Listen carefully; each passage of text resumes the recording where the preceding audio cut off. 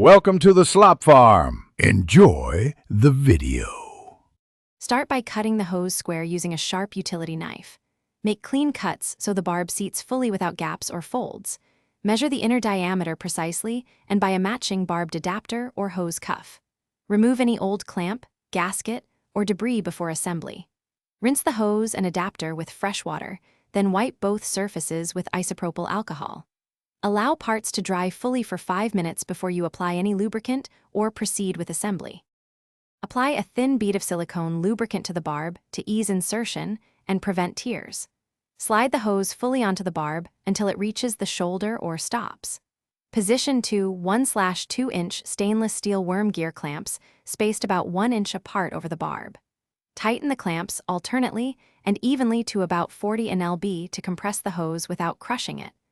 Leave the clamp screws accessible for future adjustments. Avoid using cloth or plastic clamps that will turn on the pump and run the system at normal operating pressure for 5 minutes.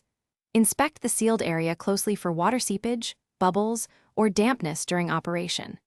If you see small seepage, red-tighten the clamps evenly up to 45 nlb and recheck immediately.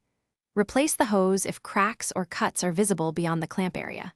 Maintain seals by replacing O-rings, applying Teflon to threaded fittings, and inspecting all hose connections every 3 months.